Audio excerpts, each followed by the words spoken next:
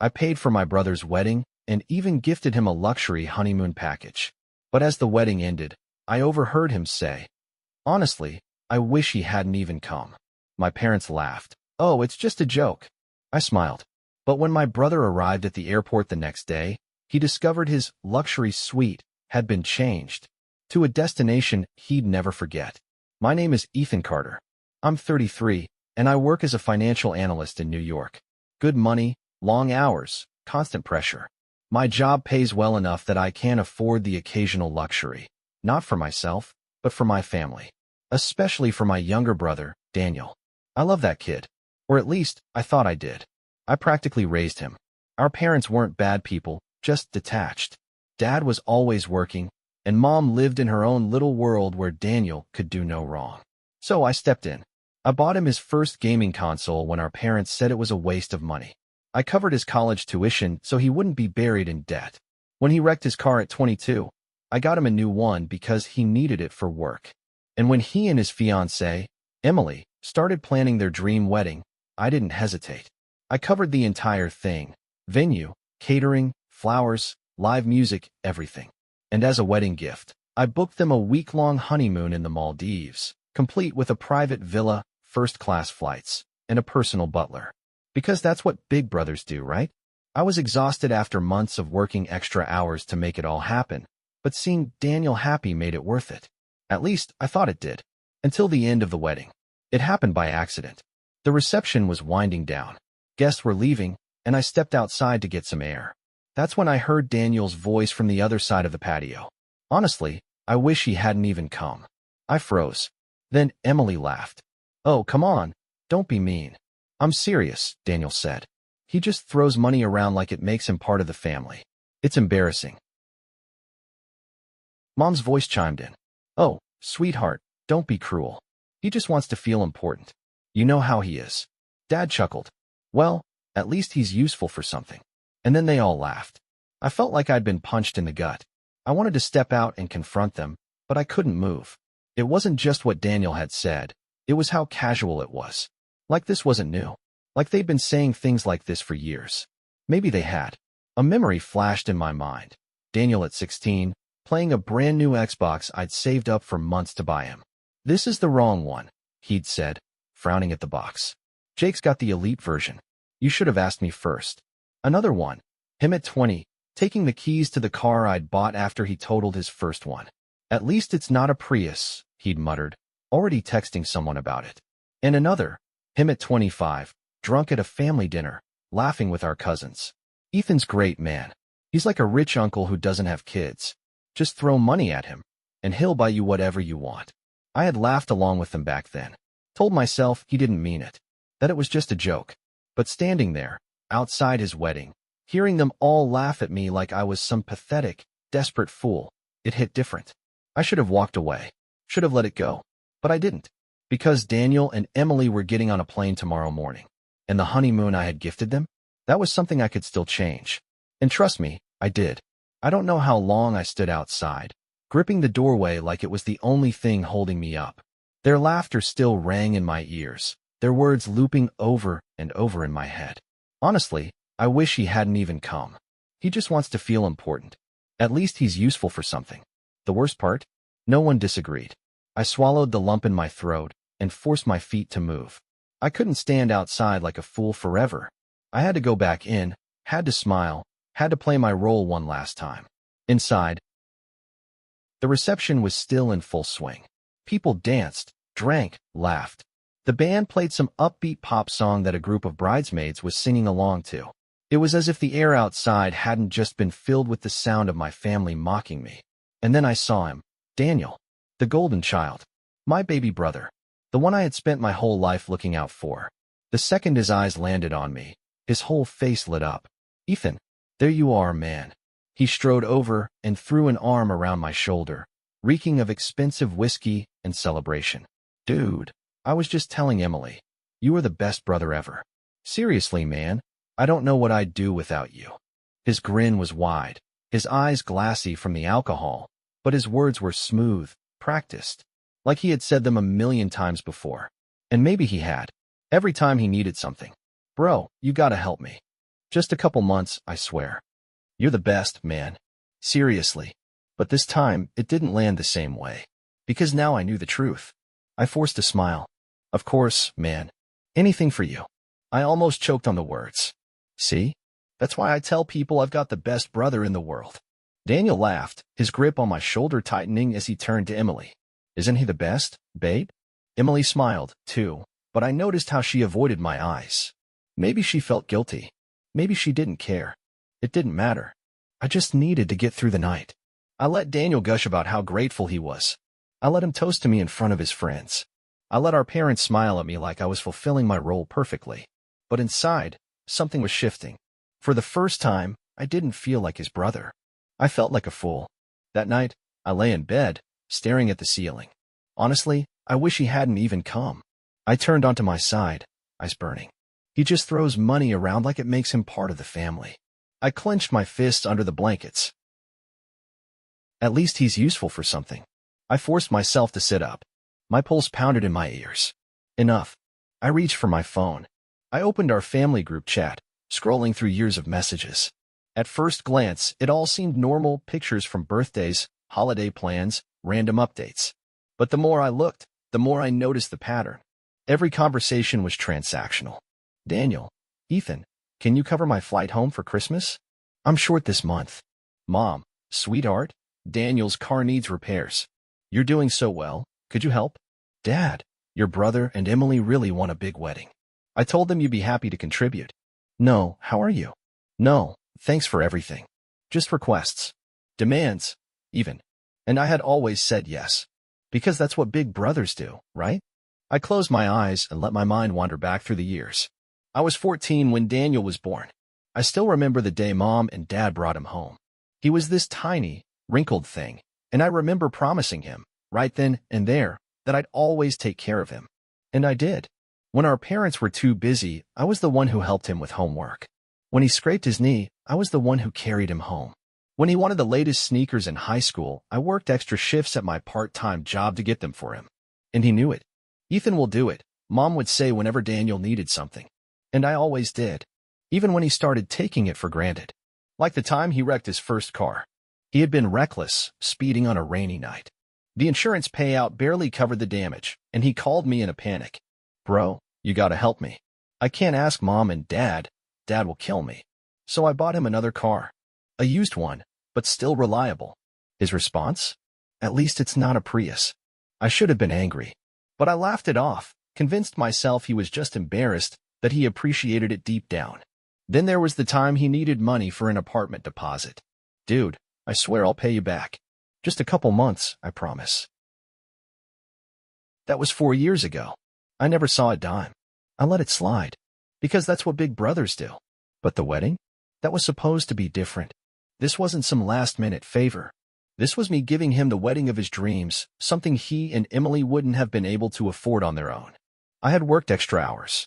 I had turned down vacations. I had done everything I could to make sure they had the perfect day. And still, it wasn't enough. I wasn't family to them. I was a wallet with a heartbeat. And for the first time, I saw it for what it was. I checked the time, 3:42 a.m. Daniel and Emily's flight was in 6 hours. I opened my laptop. If I was just a wallet to them, then it was time to close the account. I sat alone in my apartment, the glow of my laptop screen illuminating the room. The reservation details were right in front of me, the cursor blinking over the edit button. Daniel and Emily's flight was in just 6 hours. I had never been a petty person. But this was different. I clicked on the honeymoon package I had originally booked for them, a private overwater villa in the Maldives, complete with a personal butler, first-class service, and an all-inclusive gourmet dining experience. It was a dream trip, the kind of luxury that most people could only fantasize about. I hovered over the cancellation option, but that felt too easy. Leaving them stranded with no honeymoon at all would be a disappointment. Sure, but I wanted something they would never forget. I scrolled through the available lodging options, looking for something that would make an impact. Then I found it. Same island. Completely different experience. A rustic beach adventure package. Instead of a luxury villa, they'd be staying in a shared beachside camping hut. No air conditioning, no private pool, no staff catering to their every whim. A mosquito net would be their only protection from the elements. Communal bathrooms. Cold showers. No Wi-Fi. Just the authentic islander experience, as the resort described it.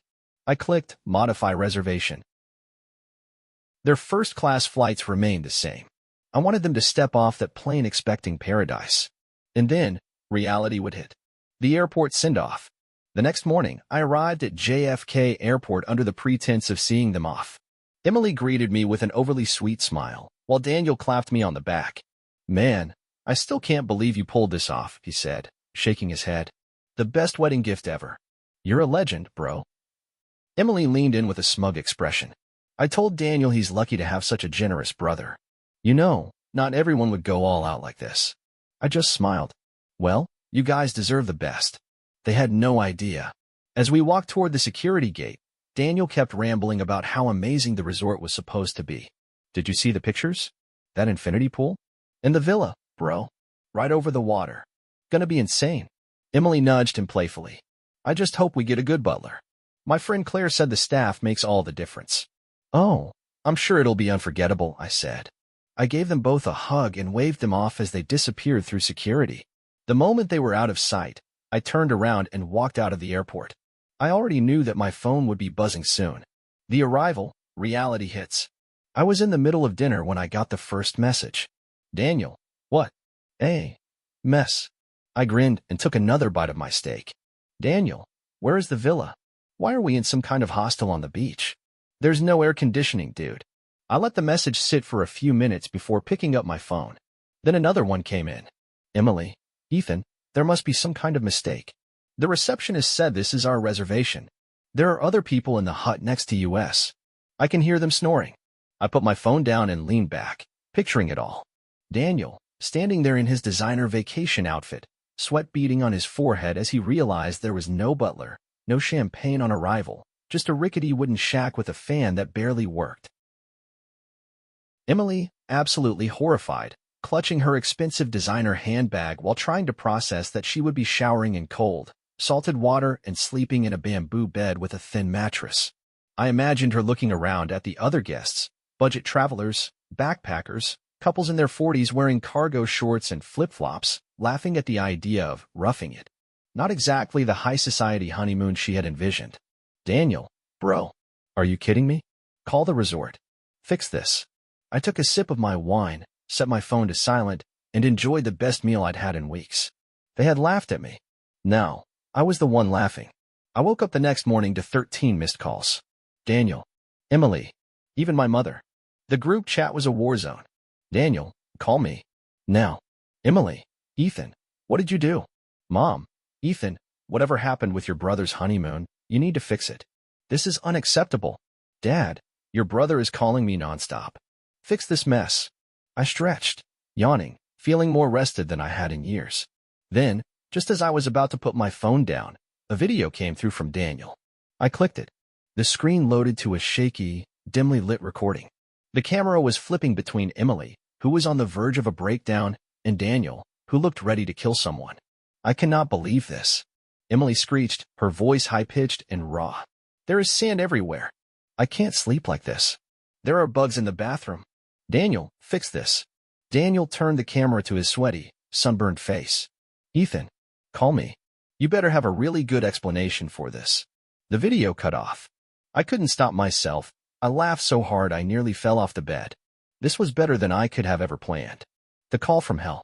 By noon, I figured I had tortured them enough. I finally picked up when Daniel called again. "What, Ethan?" Daniel's voice was pure rage. "Where's our honeymoon suite? Where's the butler? Why are we stuck in whatever this place is?" I took a deep breath, keeping my tone calm. "Oh, I thought you wanted the authentic experience." Silence. Emily's voice cut in from the background. "This is not funny, Ethan. We are sleeping on what is basically a wooden plank. The restaurant is a beach shack. I had to eat grilled fish off a paper plate. Do you know how humiliating this is?" I grinned. "Humiliating? Oh, you mean like he just throws money around like it makes him part of the family? Or at least he's useful for something?" Silence. "Yeah," I continued, letting my words sink in. "I heard everything, Daniel. You, Mom, Dad. I was just some useful fool to you all, wasn't I?" Daniel exhaled sharply. "Bro, come on, it was just a joke. You know we didn't mean it." I almost laughed again. Sure, Danny. Just like this is just a joke. Emily groaned. Okay, you made your point. Now fix it. I let out a mock sigh. I would love to help. But, well, my money's just for feeling important, remember? I wouldn't want to embarrass you again. Daniel screamed in frustration and the call cut off. I sat back, exhaling. It felt good. Really good. The parents get involved. That evening, I got a call from Mom. I let it ring 3 times before picking up. Ethan, she started in that clipped, scolding voice she always used when I wasn't doing what she wanted. I don't know what kind of stunt you pulled, but your brother and Emily are devastated. Do you have any idea how much stress you've caused? I leaned back. More or less than being mocked at his wedding after paying for everything? Mom sighed like I was the one being difficult. It was just a misunderstanding, sweetheart. You took it too personally. I clenched my jaw. There it was. The same gaslighting. The same excuse-making. The same Ethan, you're overreacting nonsense they've been feeding me for years. I'm done, Mom, I said flatly. Daniel is learning what it feels like to be taken for granted. Consider it a lesson. She huffed. So that's it? You're just going to let your brother and his wife suffer? I snorted. Suffer? You mean staying at a fully functional beachside resort on a tropical island? Sounds like a dream, Mom. Ethan, she snapped. We raised you better than this. I finally let the mask drop.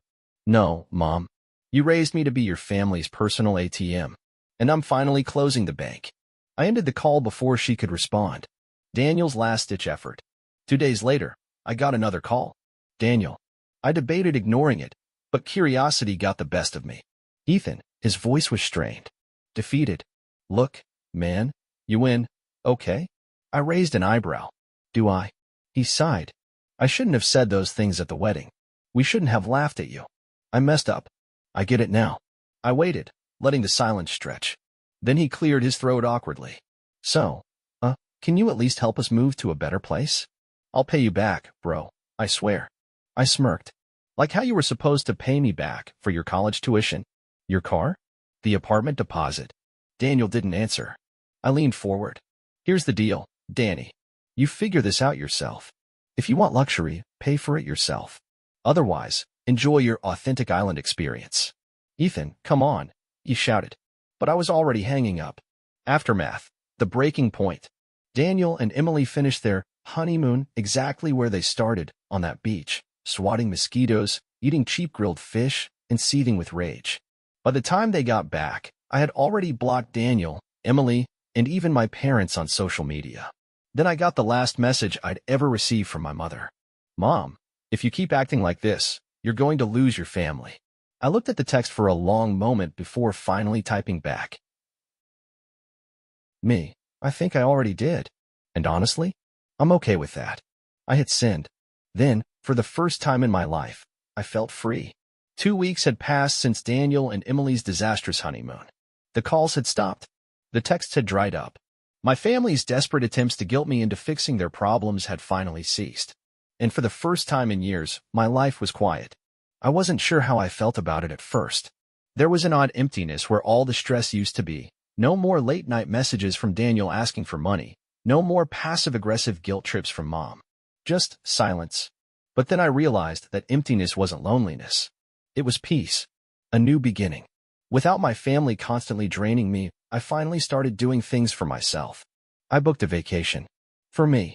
A real one. Not a sacrifice. Not a gift for someone else. But something just because I wanted it. I spent 10 days in Italy, exploring the streets of Rome, eating pasta at sunset, and drinking wine without worrying about anyone else's problems. It felt surreal at first. The idea that I didn't have to answer to anyone, that no one had a claim over my time or money anymore. Then, one evening, as I sat in a tiny cafe in Florence, watching the sun dip behind the rooftops, it hit me. I had spent my entire life being the good son, the good brother, the one who fixed everything, paid for everything, put everyone else first. And what had it gotten me? Disrespect, manipulation, betrayal. Now, I was free. Daniel's last attempt. I hadn't heard from Daniel since our last call. But one afternoon, as I was going through my emails at work, his name popped up on my phone. I stared at it for a long moment. Then, against my better judgment, I answered. Ethan. Daniel's voice was hesitant. He sounded different. What do you want? I asked, keeping my tone neutral. He exhaled. Look, man, I know I screwed up. I didn't say anything. I wasn't going to make this easy for him. I was terrible, he continued. Emily too. And, Mom, Dad. I get it now. I raised an eyebrow. Do you? He let out a bitter laugh. Yeah, I do. Because ever since you cut us off, I finally see how much you actually did for us. I leaned back in my chair. Must be hard when your walking ATM isn't available anymore, huh? Daniel sighed. I deserve that. I waited. After a long pause, his voice softened. I miss my brother. I felt something tighten in my chest. It was the first real, genuine thing I'd heard from him in years. For a moment, I almost caved. Almost told him that I missed him too. But then I remembered everything. The wedding. The laughter behind my back. The years of being used. And I realized, I didn't know him anything. I took a deep breath. Daniel, I don't know if we'll ever be okay again. Silence. But if you really get it now, then prove it. Not with words. With actions. Daniel swallowed hard. Yeah. Okay. I hung up. I didn't block his number. But I didn't reach out either. Some bridges weren't meant to be rebuilt. Final closure. A few weeks later, I got a message from an unknown number. Emily. It was short. Cold. Congrats. You got what you wanted. Hope you're happy. I stared at it for a moment before deleting it. I did get what I wanted. Peace. And for the first time in my life, I was truly happy.